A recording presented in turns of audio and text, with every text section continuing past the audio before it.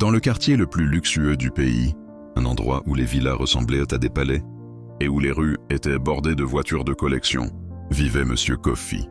C'était un homme noir d'une 50aine d'années, connu de tous, respecté par tous et surtout craint par certains. Kofi était l'homme le plus riche du pays. Il possédait ce que personne n'osait même rêver. Des Rolls-Royce dernier cri, des Bugatti au moteur rugissant, des villas au design si futuriste que les architectes du monde entier venaient les admirer. Dans son garage privé, on trouvait plus de 50 voitures toutes alignées comme dans un musée. Et ce n'était pas tout. Il avait même ses propres hélicoptères, son jet privé et des maisons réparties dans plusieurs continents. Le président lui-même, ainsi que les membres du gouvernement, se déplaçaient, parfois dans sa résidence pour lui, demander des conseils financiers. Certains disaient même que Kofi avait plus de pouvoir que l'État lui-même. Pourtant, malgré ce statut, il aimait exhiber richesse. On le voyait descendre de sa Rolls-Royce juste pour acheter du pain à la boulangerie du quartier. Chaque matin, il prenait son hélicoptère pour se rendre à son bureau, alors qu'il aurait pu y aller en 30 minutes à pied. Et dans les boîtes de nuit, il ne comptait jamais. Il lançait des lits de billets en l'air comme si l'argent n'avait aucune valeur. Cette générosité ostentatoire alimentait toutes les conversations. Dans les quartiers pauvres, les jeunes, fatigués par la misère, répétaient tous la même phrase. « S'il me donne ne serait-ce qu'1 million, ma vie va changer. » Et ce rêve grandissait jour après jour. Pour beaucoup, rencontrer Kofi n'était pas seulement un honneur, c'était une chance unique, presque une bénédiction. Mais ce qui intriguait encore plus, c'était son attitude. Kofi n'était pas arrogant, contrairement à beaucoup de riches. Il ne méprisait pas les pauvres. Il saluait tout le monde. Il prenait le temps d'écouter leurs histoires, leurs plaintes, leurs rêves. Il serrait les mains, souriait, discutait sans jamais donner l'impression qu'il se sentait supérieur. Et c'est ce contraste qui le rendait encore plus mystérieux. Un homme incroyablement riche, respecté jusqu'au sommet de l'État, mais qui restait accessible au peuple. Pour beaucoup, il était une chance tombée du ciel. Mais personne ne savait encore que derrière cette façade de générosité et de respect se cachait un secret si sombre. Un secret qui allait bouleverser la vie de centaines de jeunes à travers le pays. Un soir, dans un restaurant luxueux où les lumières dorées se reflétaient sur les verres de cristal et où les tables étaient recouvertes de nappes immaculées, un jeune serveur noir d'une 20aine d'années prit son courage à 2 mains et osa s'approcher de Monsieur Kofi. Il tremblait légèrement. Conscient qu'il s'adressait à l'homme le plus riche et un fluir mystérieux et calme, Kofi lui fit signe de s'asseoir. « Viens t'asseoir, raconte-moi ta vie », dit Kofi d'une voix douce mais imposante. Le jeune homme commença à parler. Il raconta ses dettes, sa famille qui n'avait rien à manger certains jours, ses projets avortés et le désespoir qui pesait sur ses épaules. Chaque mot qu'il prononçait semblait lourd, chargé de peur et d'espoir à la fois. Kofi écoutait attentivement sans interrompre. Puis calmement, il dit « Passe chez moi ce soir, on trouvera une solution. » Le jeune homme était surpris mais accepta. Tout le monde connaissait l'adresse de Kofi. Un palais imposant entouré de hauts murs, de caméras de surveillance et de gardes armés. Lorsque la nuit tomba, il se présenta à la porte. Après un contrôle de sécurité minutieux, on le laissa entrer. Le hall d'entrée était gigantesque, le marbre brillant sous ses pieds, les lustres en cristal suspendus au plafond et des touches d'or partout. Le jeune homme ne put retenir un souffle d'admiration. Kof l'accueillit avec un sourire, l'invita à s'asseoir dans le salon principal, décoré de meubles anciens et de tapis persans. Puis il posa la question fatidique. « Combien te faut-il pour résoudre tes problèmes ?» Le jeune hésita, la voix tremblante. Kofi éclata d'un rire chaleureux mais inquiétant. « Je vais te donner 10 millions mais à une condition. Tu passes la nuit avec moi ?» Le jeune homme recula instinctivement. Le silence s'installa lourd et pesant. Il pensa à sa famille, à ses dettes, à la faim qui le rangeait. Et finalement, malgré l'horreur de la proposition, il céda. Cette nuit-là, il passa dans les bras de Kofi, qu'il croyait être une simple transaction pour changer sa vie. Le lendemain matin, 10 millions entre ses mains, il sortit du palais en larmes de joie. Il régla toutes ses dettes, s'acheta des vêtements, des accessoires de luxe et postait des vidéos dans les restaurants chics de la ville, répétant à chaque fois « Merci, Monsieur Kof ». Mais ce que personne ne savait, c'est que le prix de cette richesse était beaucoup plus lourd que ce qu'il imaginait. 1 mois plus tard, il tomba gravement malade. Au début, ce fut une fatigue inhabituelle, des douleurs inexplicables. Mais très vite, son état s'aggrava. Et un matin, le jeune serveur noir d'une 20aine d'années, plein d'espoir et de rêves, mourut brutalement, laissant derrière lui une famille effondrée. Kofi, fidèle à son rôle de bienfaiteur en apparence, payait les funérailles avec la même générosité qu'il avait montré en donnant l'argent. Et pourtant, personne ne fit le lien. Le jeune était mort mystérieusement et Kofi continuait sa vie intacte, plus puissant et plus riche que jamais. Ce premier sacrifice n'était que le début car derrière, les portes dorées du palais de Kofi, une ombre invisible dévorait les étoiles et les vies de ceux qui croyaient simplement avoir trouvé la chance. Quelques semaines après la mort mystérieuse du jeune serveur, un autre jeune homme frappa à la porte du palais de Monsieur Kofi. C'était un rappeur, noir de 22 ans, mince, au regard vif, mais marqué par la misère. Il vivait dans un petit appartement délabré, entouré de cartons et d'instruments cassés. Sa carrière n'avait jamais décollé. Les studios refusant ses démos, les promoteurs l'ignoraient. Il rêvait d'une seule chose, devenir célèbre et sortir de la pauvreté. Il avait entendu parler de Kofi, sociaux et même par ceux qui avaient déjà été aidés par l'homme riche. Tous parlèrent de lui comme d'un miracle vivant. Le jeune rappeur se tenait devant Kofi, le cœur battant. Kofi, assis dans son fauteuil de cuir, le regarda avec un sourire énigmatique et dit « Je vais financer ton album. Tu deviendras une star, mais à une condition. Tu passes la nuit avec moi ?» Le jeune rappeur hésita, le souffle coupé par la surprise. Mais l'éclat de la célébrité brillait dans ses yeux. Il pensait aux tournées, aux clips, aux millions de fans et sans hésiter, il accepta. Dès le lendemain, l'équipe de Kofi entra en action, studio privé, vidéoclips tournés dans des lieux luxueux, promotion sur toutes les plateformes, contact avec les plus grands influenceurs. En une semaine seulement, le rappeur devint une idole nationale. Les radios, les télévisions, les réseaux sociaux, partout sa chanson passait et chaque fois un nom revenait, dans les paroles comme un refrain imposé.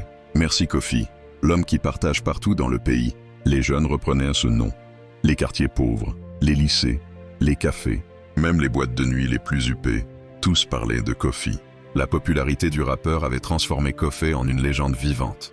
Mais cette ascension fulgurante avait un prix invisible. Au début, le jeune rappeur se sentait puissant, invincible, admiré par des milliers de fans. Il recevait des voitures de luxe, des vêtements de marque, des invitations aux événements les plus prestigieux. Il oubliait la condition qu'il avait acceptée, pensant que ce n'était qu'un passage obligé pour réaliser son rêve.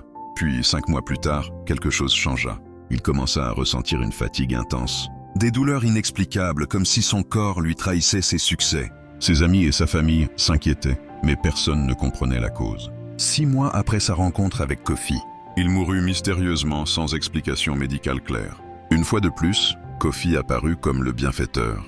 Il finança un enterrement grandiose. Tout le pays le pleura, admiratif de sa générosité. Et encore une fois, personne ne soupçonna le lien entre sa mort et la nuit qu'il avait passée avec Kofi. Dans l'ombre, Kofi continuait sa vie imperturbable. Chaque jeune qu'il aidait, chaque carrière qu'il propulsait, chaque fortune qu'il distribuait, tout servait à renforcer son pouvoir et sa richesse, tandis que les étoiles de ses victimes s'éteignaient silencieusement. Le pays entier voyait Kofi comme un homme qui partage, un génie de la réussite. Mais seuls quelques rares observateurs pouvaient sentir l'ombre sinistre qui planait derrière cette gloire. Parmi tous les jeunes qui affluaient vers Kofi, il y avait David, un homme noir de 25 ans au teint marron, qui rêvait de devenir influenceur. Il n'avait presque rien, un petit appartement délabré, un téléphone ancien et l'envie brûlante de montrer au monde ce qu'il valait. Malgré tout, il aimait se filmer, partager ses petits repas, ses vêtements modestes et surtout se créer une image sur les réseaux. Un jour, il prit son courage à 2 mains et frappa à la porte du palais de Kofi. Kofi l'accueillit avec ce sourire énigmatique, celui qui donnait l'impression qu'il connaissait déjà tous vos secrets. « Viens, assis-toi. Combien te faut-il pour changer ta vie ?» David, intimidité mais déterminé, parla de sa pauvreté, de ses rêves et de son envie de devenir quelqu'un. Sans hésitation, Kofi lui donna 20 millions et une voiture de luxe, le plus beau modèle de sa collection, et lui dit « Avec ça, tu peux commencer ta vie de star. » Du jour au lendemain, David devint une sensation sur les réseaux sociaux. Il filmait ses repas dans des restaurants 5 étoiles, ses vêtements de marque, ses sorties dans les boîtes les plus exclusives. Ses vidéos étaient suivies par des milliers, puis des millions de fans. Chaque publication commençait à attirer l'attention des marques et des sponsors. Mais David avait un problème. Il dépensait l'argent rapidement. Voitures, vêtements, sorties, fêtes somptueuses, vidait tout l'argent gagné à la sueur des fesses. Alors, il revenait chez Kofi et celui-ci, avec son calme et sa richesse infinie, lui donnait encore plus d'argent sans poser de questions. Les mois passèrent et David devenait le petit préféré de Kofi. Il l'emmenait parfois avec lui dans ses voyages luxueux. David vola pour la première fois dans un jet privé contemplant la ville, s'éloigner sous ses pieds. Il découvrit des hôtels 5 étoiles à Paris, Dubaï, New York, des restaurants gastronomiques, où un simple repas coûtait des milliers et des yachts privés sur des mers turquoises. Chaque voyage semblait irréel et David croyait toucher enfin son rêve. Pourtant, la chance avait un prix invisible. Un jour, un drame frappa sa vie. Sa femme enceinte mourut dans un accident étrange, inexplicable. Quelques semaines plus tard, son frère disparut également dans des circonstances mystérieuses. Le monde de David s'effondra. Il ne comprenait pas pourquoi ces tragédies, pourquoi, après avoir reçu autant de richesses, il perdait les gens qu'il aimait le plus. Dans sa détresse, David consulta un homme spirituellement élevé, réputé pour voir les vérités cachées. L'homme le regarda sérieusement et lui dit « Tout ce qui t'arrive vient de Kofi. Il te sacrifie. Tes proches, ta chance, ton étoile, tout ce qu'il touche finit par lui appartenir. Tu n'as plus que 2 jours à vivre. » David sentit son sang glacé. Son cœur battait à tout rompre. Il rentra chez lui terrifié, le souffle court, la tête pleine de visions horribles de sa propre fin. Il prit son téléphone et pour la première fois, il parla au monde entier. « Je n'ai plus que 2 jours à vivre. Kofi m'a détruit. Quand il passe la nuit avec toi, il prend ton étoile. Peu importe la douleur, il s'en fiche. À la fin, il te donne de l'argent, mais tu finiras par mourir. » N'allez jamais chez lui. Malgré la peur, David se souvenait de ses voyages et des moments de luxe, des sensations de puissance et d'admiration qu'il avait ressenties. Mais à présent, il savait que chaque instant de bonheur avait un prix invisible. Il revoyait le jet privé, les voitures, les fêtes somptueuses. Tout n'était que façade. Et la vérité était claire. La richesse offerte par Kofi était qu'une illusion, une gloire empoisonnée qui laissait derrière elle un sillage de mort et de désespoir. La vidéo de David fit le tour du pays en quelques heures. Sur les réseaux sociaux, elle était partagée des milliers de fois. Les jeunes tremblaient en regardant ces mots, sa voix tremblante, ses yeux emplis de terreur. Tout le monde comprenait enfin que Kofi n'était pas un simple bienfaiteur, que sa richesse et sa générosité avaient un prix terrifiant. Et pourtant, l'étrange se produisit. Au lieu de fuir, de se méfier ou de réfléchir, de nombreux jeunes virent la richesse de Kofi comme une opportunité irrésistible. Ils se disaient « Je vais prendre son argent et ensuite aller à l'église. Dieu me protégera. Juste une nuit, juste 1 million, ça ne peut pas me faire de mal. » Ignorant le message de David, ils se précipitèrent vers le palais, fascinés par le luxe et les promesses de fortune. Chacun croyait pouvoir défier le destin, qu'il existerait une échappatoire à la malédiction de Kofi. Mais aucun échappa à son pouvoir. Un par un, les jeunes moururent mystérieusement. Certains tombèrent malades. D'autres disparurent dans des accidents inexplicables. Les familles pleuraient, les amis cherchaient des explications, mais personne ne pouvait voir la main invisible qui avait pris leur chance, leur étoile, leur vie. Pendant ce temps, Kofi devenait encore plus puissant et riche. Chaque nuit qu'il passait avec une victime lui apportait plus que de l'argent. Il absorbait leur énergie, leur vitalité, leur chance dans la vie. Son empire grandissait, ses propriétés se multiplient et sa réputation de bienfaiteur se renforcèrent encore, cachant la vérité macabre derrière un masque d'admiration et de respect. Et dans son immense palais, au perché au sommet de la ville, Kofi se tenait souvent sur le balcon. Il regardait le ciel étoilé, observait les lumières de la ville, qui s'étendaient en dessous de lui, et un sourire froid se dessinait sur son visage. Car Kofi avait quelque chose que personne d'autre ne pouvait comprendre. Sa richesse, son pouvoir, sa renommée. Tout cela ne venait pas du travail, ni des affaires, ni de la chance. Non, elle venait des âmes qu'il dévorait, de la vie qu'il prenait à ceux qui osaient croire à sa générosité. Et ainsi, l'homme que tout le monde respectait et admirait restait intouchable, enveloppé dans son luxe et son secret, tandis que les étoiles de centaines de jeunes s'éteignaient à jamais. Après toutes ces histoires tragiques, une vérité s'impose à tous, ceux qui rêvent d'une vie de richesse et de luxe instantané. L'argent facile est souvent le plus dangereux des pièges. Les jeunes que vous avez vus dans cette histoire étaient comme beaucoup d'entre nous.